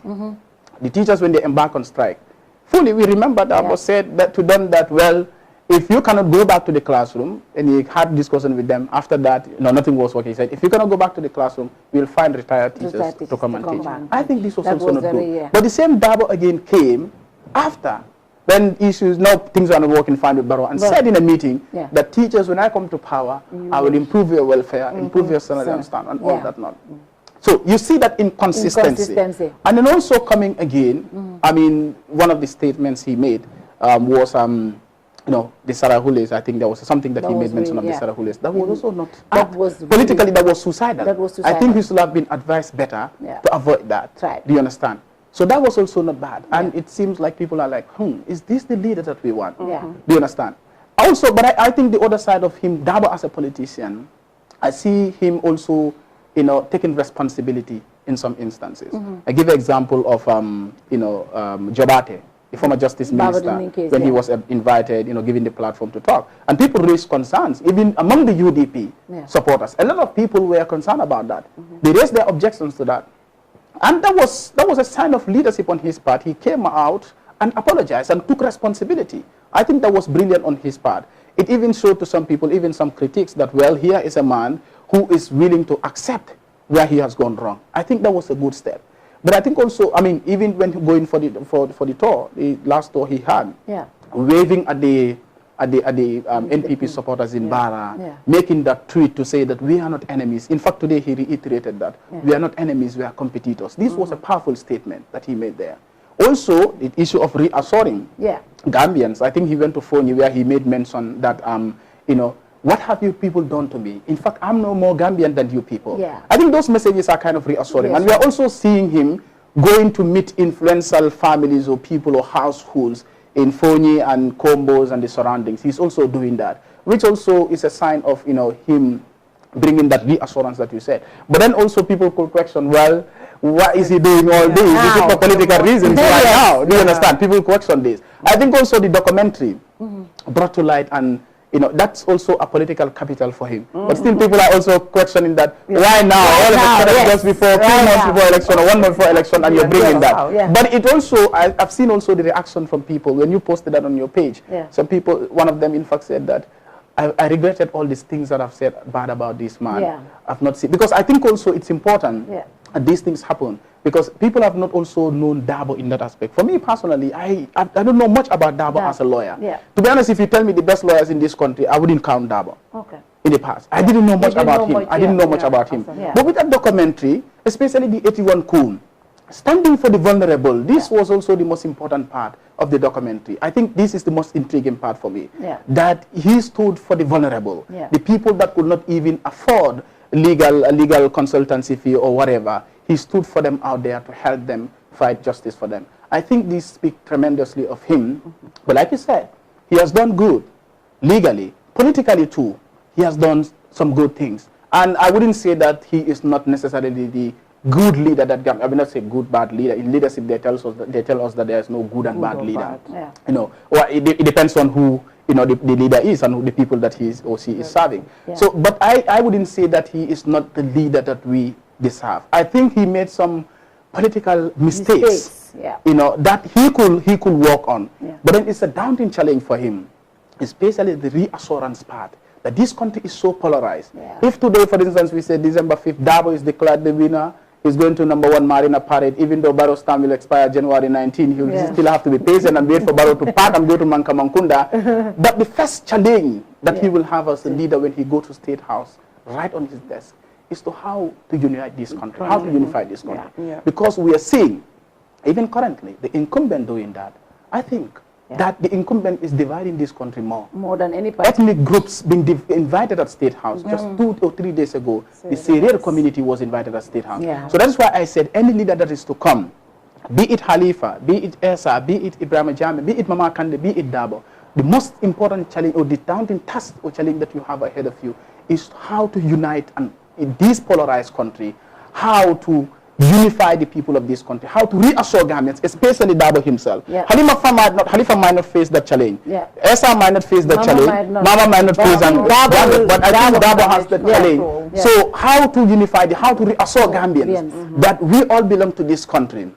No tribe is more important in this country, you know, than the other tribe. We are all one. No religion is more important in this country. We are all one. That Dabo is not more Gambian than anyone. The Khalifa or somebody else is not more Gambian than anyone. How do you unify and reassure Gambians that there is light at the end of the tunnel. I think that's a daunting task for him. That's the daunting task, and I think they should start working on that, because if not, that might be their biggest challenge in this election going forward. What would a President Dabo administration look like? What would he, how is he going to bring Gambians together? But I also think, just to add this, people do say this, if you have, for instance, Dabo as the leader, there'll be revenge. Yeah. I think Gambians are also too, I wouldn't say matured, but then Gambians are too nice for that. Yeah. I always tell people, if there is to be revenge in this country, 2016 was the best opportunity. Because the wounds were fresh at that time. Yeah. The atrocities were committed. I remember when Jammeh lost the election on Friday. I went to my area as if nothing was happening. Yeah. I've seen neighbors, like close the opposite neighbors in my area. One of them is APRC, one of them UDP. And the one UDP has been victimized, arrested, even family members. But guess what? These people were not in talking terms during Jammeh's time. But when there was change of government, they became friends. Do you understand? So I always say, like, what revenge will happen in this country? 2016 was an opportunity. When he came out, he said, and people were starting to go, like, he came out, he said, Jammeh himself, when he accepted defeat, people were like, look, my brother was telling me that, let's just forgive and say, I said, you don't know this man. I told my friend, so that's it. So she was like, but he's remorseful. I'm like, oh, hold on, just 2 minutes, you've forgotten 22 years. Don't be careless. So I don't think we will have that problem. I think Gambians are too nice for that. Election, I know the political atmosphere is so tense. It's hard, people are afraid here and there. But mind you, after December 4th, whether it's Barrow who won, or Dabo, or Khalifa, or somebody else, we will tend to forget all these things. Yes, the challenges will be there, we'll be struggling here and there, but we'll tend to forget these polarizations at some point. We cannot take chances anyway, but then it's the fact. I just want to agree and all of that. We might not retaliate in that sense, but then the problem lies with the systematic use of these things. They have become systemic in our civil service, in our institutions, in our security sector. And for me, like we always say in political science, peace is not always the absence of war. Just because we are not retaliating, we are not fighting, does not mean that these things are not deep-rooted. And we've seen it in the security sector. It was systematically used. Like these divisions were institutionalized.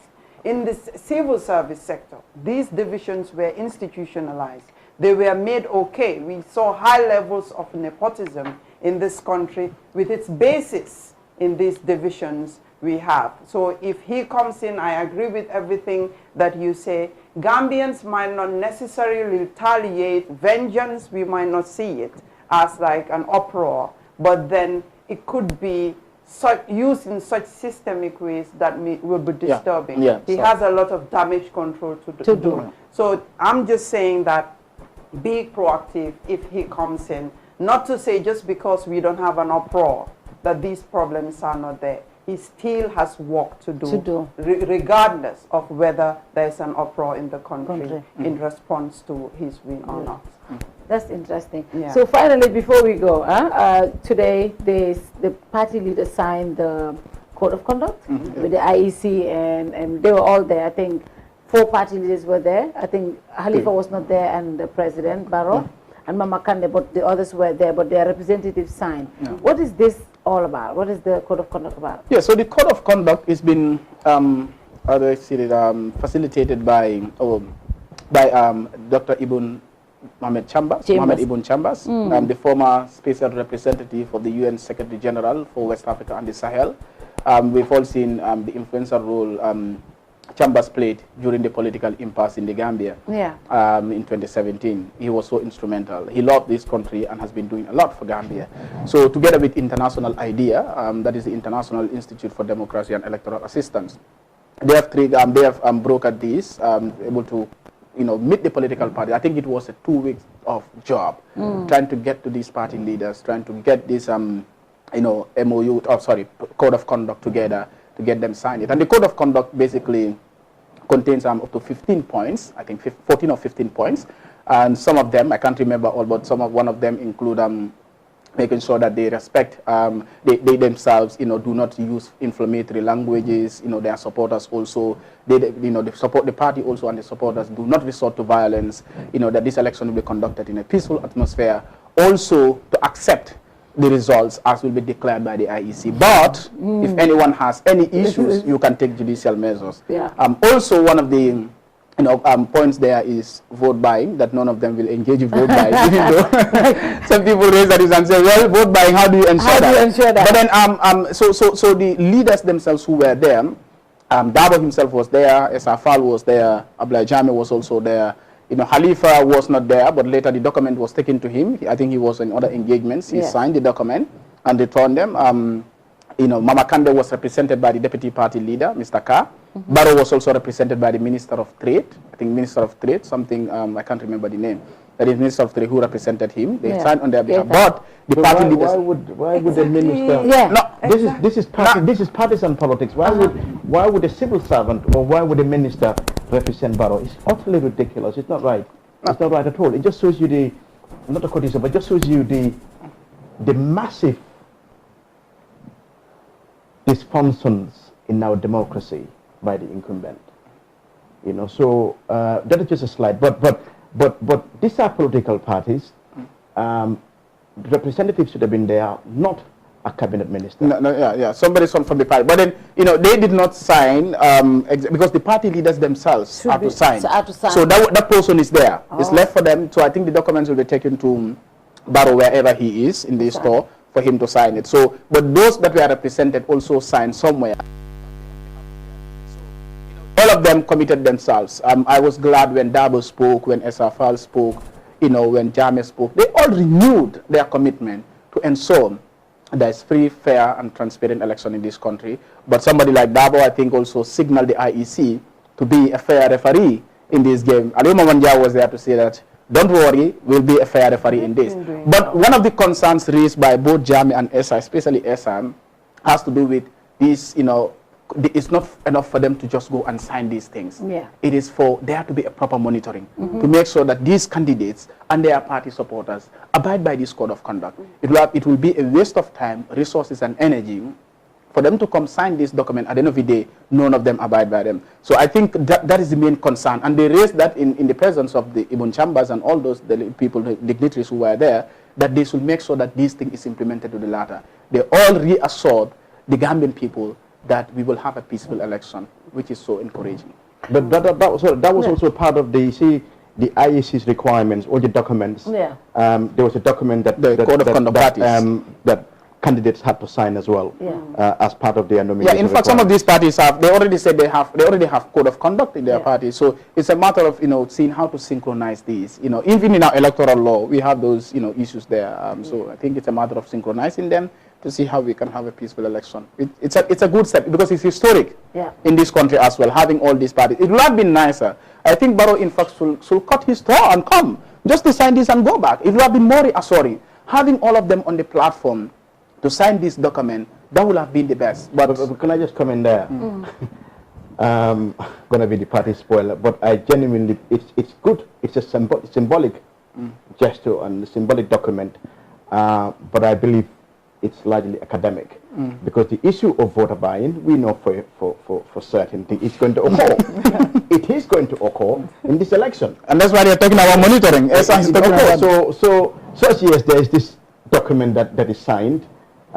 Theoretically, it's all wonderful, but practically, we know there are dirty politics going on in our communities, and those with the money, and we know certain we've got vast resources are doing everything possible, employing underhand tactics to really influence with financial enrichment and those things as well. But those are issues in politics. Just before I came in, I saw the video of the GDC second vice president that met President Barrow, and it was surprising to hear her say President Barrow gave her a lot of money and also gave her a ticket for Mecca to go to Mecca, and that's why she's endorsing President Barrow. Isn't that interesting? That is indirectly buying votes. But it undermines this code of conduct. I'm saying? That was the code of conduct was signed today, and this happened today. political co-optation. I don't know whether we call this political co-optation, where the incumbent try to get the weak opposition, those who are not principled, are not strong enough to maintain or to be on their. And the old woman thought that was interesting to reveal, to say, the president gave me. Even during, I think the last thought that the president did, there was a man in one of the meetings who came with voters cards, in a bag, and said, President Barrow, all these votes are for you. How do you get access to that? How do you get access to that? And then nobody's talking about it. I think it's important what they said about code of conduct, the implementation, as opposed to just having it. We have lots of documents lying there, gathering dust, but it's the implementation. But it's good that at least we have something that they're committed to on paper. I think because everyone is scared of this election, there's going to be a lot of maybe violence and people are worried. So this is just the right step. The issue of vote buying, just to emphasize on that, just like I said, the issue of political co-optation. And mostly the incumbent do this, especially when it is desperate. How to get people to co-opt them by approaching them. Because I think most of these independent candidates, what we're hearing is that they were approached. By the incumbent. Not that they went to the incumbent, but they were all approached by the incumbent. So it has been in our politics for long. We've had even Jawara's time, there was political co-optation. It came to Yahya Jammeh, we've seen political co-optation with Sheriff Diba, the late Sheriff Diba, being co-opted by the incumbent. We've also seen Wajuwara being co-opted. Do you understand? So I think, some of these, that is why I always say that kudos to them. They've maintained their position. Halifa Sallah, Dabo, these people have been people will say they have been here for long, they should go now. But they've also shown how principled they are in maintaining their ground, in maintaining their position that they are opposition, and they will remain so as long as this country has not changed for good. So I think it is difficult to, co-opt them, the incumbent. So it's using the weaker ones, especially those that are not financially strong and those that are looking for positions easily, because it's like, okay, if I join, I become minister. But I think it seems Barrow's camp is full there. The camp is full. If you're looking for a minister. Finally, Alima, we are running out of time. Final message. My final message would be to the electorate. Like I said in the local languages, if that's allowed. Again, just people, if I can go local, is that okay? Yes, sure. Ka tandi molla ko mantara mansa tombon nanka wala moy denkilol tonka wala moy kumolto mbe ban ku nyaton ko le tombonka mome alon ko abe Gambia la sambala nyato.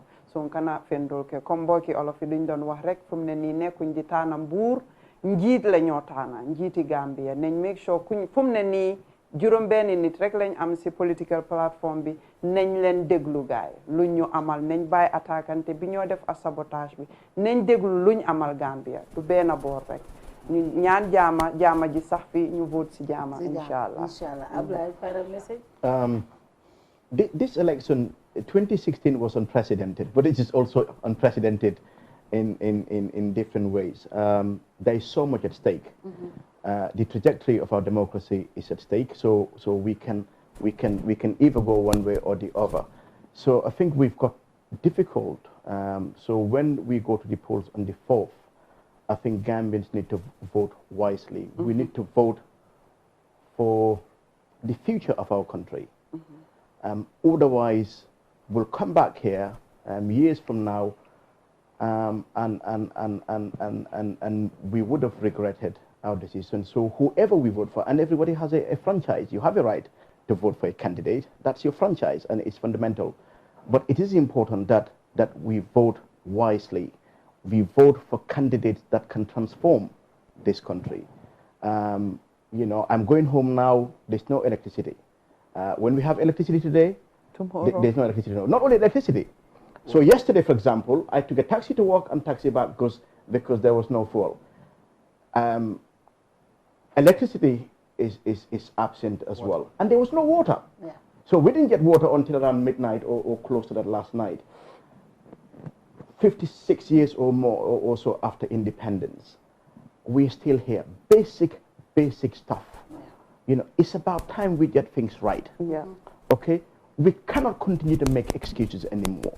We have to elect and vote for the right candidates, the candidates with the education, with the experience and the pedigree to transform our country into a trade powerhouse, into a country that has the political and democratic direction to be able to go to the UN, to be able to go to the US, to be able to go to the EU and ECOWAS and not make a mockery of ourselves. In this world of international alliances and international geopolitics and international relations as well, Gambia ought, traditionally, if you look at even the Banjul Charter, that was signed in Banjul and it is housed in Banjul. So Jawara did some tremendous stuff as well. Yeah, Jan anticipated all of that. The last 5 years has been a complete waste. The last 5 years, there's stability, there's democracy and this stuff. But in terms of development, nothing has happened because it's been hijacked by partisan politics, and all of them are responsible for that. Yeah. Okay, so it is an opportunity for us now for a clean slate. Yeah. Okay, so therefore, this is not a joke anymore. Yeah. Okay, the Gambia, if the Gambia was a business, it would have collapsed. It would have folded and gone into administration. If Gambia was a football club, it would have been relegated. Okay, if Gambia was anything, it would have been in existence by now. Because as a country, when we measure ourselves and being honest, things are not going right. Yeah. So therefore, the December 4th election is not any ordinary exercise. It is an exercise that determines our future. And therefore, whatever we do must be done consciously, because it may not affect me, but it may affect my children and grandchildren. And therefore, whatever we do, we have to bear that because we owe it to the next generation. I'll borrow as a false word to some of what he said. That's what his word, when I had him. That's just what obliges something. Just to pick up from where he stopped, I think it has to do with, taking this election with seriousness. I think we need serious political education in this country. Yeah. You know, many times now when I talk to people, you hear people say, political mu mako nga baraka, political mu nyoya yalti, political mu deng, just election, just politics. I said, politics is not just. Politics is about life and death. This is about the future of our generations unborn. This is about the future of our children and grandchildren. Okay? This is about healthcare. This is about education. This is about food. This is about lives and livelihoods. You cannot make politics just. Also, it disheartens me when I hear people say politics is a game, especially adding the word dirty game. Yeah. Who said politics is a game? Politics is a worldly thing. Who said politics is a worldly thing? Those who believe in religion will tell you that at the day of judgment, our leaders will be questioned. And now you come and tell me that politics is a worldly thing? It's about the future of people. Okay? Gambians, as he said, just to reiterate that point, this is a golden opportunity for us to decide, redirect this country, recalibrate this country, reform and restructure this country for the better. If we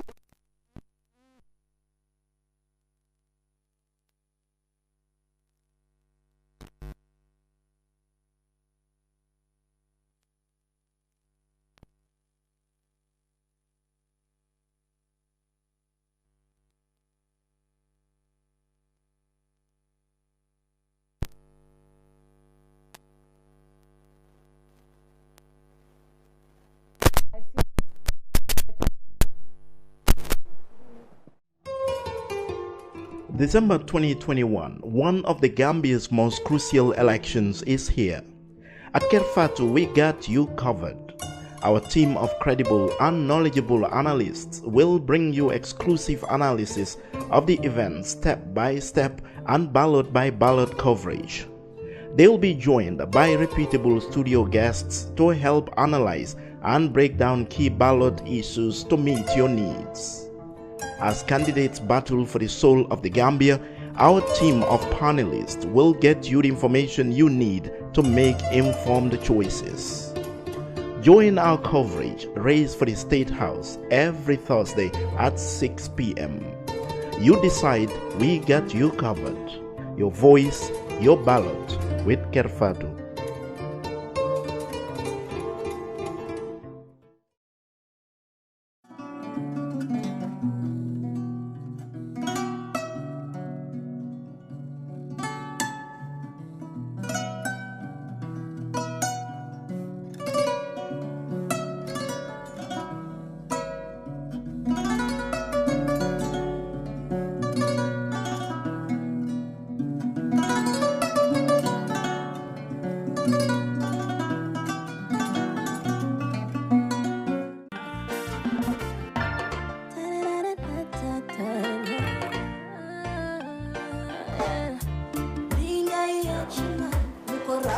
yéeg ci yéen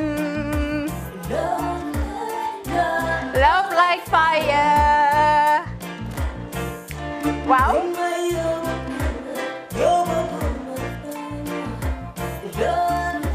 love like fire xam ngeen rek affaire bi xam ngeen fan la skincare la 2020 lañ wax de waaw fii nag mooy Kerr fan Kerr zero tache perfect skincare saa su ne rek niñ ko dee defee rek loo lañ soxlaati rek maanaam bu ngeen am problème ci seen skin ngeen xam ngeen fan la fii ngeen di ñëw suma xarit yeeg am di jàmm yi nga xam ne taas daf lañ sonaloon xam nga doon xeesal bel la ka xum éneew ma lañ ko nag waaye just in case comme ni ko gars yi di waxee rek en cas just in case loolu xew xam ngeen fi ngeen di ñëw fii ngeen di ñëw skincare plus si yu baax rek la ñoo dox nag ay baax rek fu ne la ñoo dem ci réew mi di lañ indi rek nag products yu baax du Paris du Italie du USA du fi mu nekk nii sax boole nañ ci nag Sweden fu nekk lañ leen a indilee products bu dee tamit nag da nga ñuul rek ñu lay jamaa natural beauty that melanin dripping we do have stuff for you as well emuñ si skincare products rek ñu ngi ci cuub yi tamit fu ne la ñoo jaar in fact sax last commercial bi ñu defoon waxuñ leen woon ne dañoo dox ci ay kawar 9A grade rek nag waaw we do have bundles as well hair si lu ne la ñoo dox ñun ñu ngi ci rafetal jigéen rek luy taaral jigéen rek waaw boo leen di tukki tamit bëggoon rek classic suitcase ñu ngi dañoo dox ci ay Samsonite duñ dee indi any brand of suitcases though other than Samsonite comme li ma dee wax rek boo eggee airport dëri Samsonite dafa am nuñ laa xoolee waaw ngeen ne lan nag waaw skin ci moom la ñu gën a xamee nag skincare products ci moom la ñu gën a xamee ñu ngi dox tamit bentey tamit si ay dàll man waaye man nag skincare mooy suma specialty xam nga rek jigéen bu sa xar kanam réglé loo def mu jag am nañ Patricia Reiner Kiwi Eye the whole range Lighten Up Gold Tomatine I mean the list can just go on and on and on and on lépp loo xam ne rek luy taaral jigéen la ci yooyu rek la ñoo dox skincare plus nag emuñ si Gambia rek ñu nga United States ñu ngi Gambia fii ba pare bu dee yaa ngi anywhere in Europe mun nañ la ko mail within 3 days rek ñetti fan rek nga jot say diw emuñ si loolu rek dañ laa consult tamit balaa ñu laa jaay diw dinañ def a free consultation pour wax la rek exactly li nga xam ne moo méngoo ak sa kanam dinañ leen wax tamit ne rek am nañ perfumes you know fragrances men's shirts accessories we do dresses as well we do blouses I mean we do shoes name it we do them Skincare Plus 2020 is our year of perfection zero task fi mu nekk nii réew mi fii kenn waratu fi taas kenn waratu fi am problème kanam kenn waratu fi am problème yu picca boo ko amee dafa fekk ne rek ñëwuloo ci place bi fii love like fire bring my love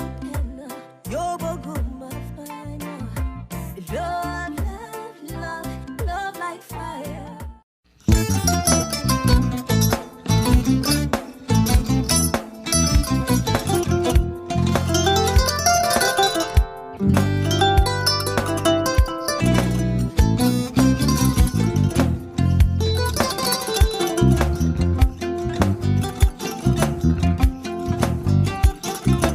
Agada ke mbijan no aga nyaade albaka mbaka important yo nga transfer la sto ya transfer la ha code nyenje okay person nsila id soto sa so sorry agada mbijan ro albaka mbaka bara alla service o tariaka mbale mo ki janna nun kuno bara tariaka jannom yona forest de bureau Gambia tonkon na no mbali ya bele birin koyna fo kato bari si kodo kino kato ni fo bolong labe 56 branches mola soto Gambia ja Gambia kono ani Gambia bantala bankol nko kodo kiya bele kodo sifa fo falindiro fo nyaadi lafta memmen na kodi to poto nin kodi maraw jannam number 1 nyonta andum fana nata anoda enterprise sotale wala nyindi ko domorol fana kol fana be firale de dadi ma ni domorol ni fana beteat Gambia dawda yalo ngam fa kendol sotale je wo moyo diat apelenta ni wo ka ni lafta nyelen kendol e binaji yalo bu kanyi la ko la baraka ba yalo ndel chosano lo baraka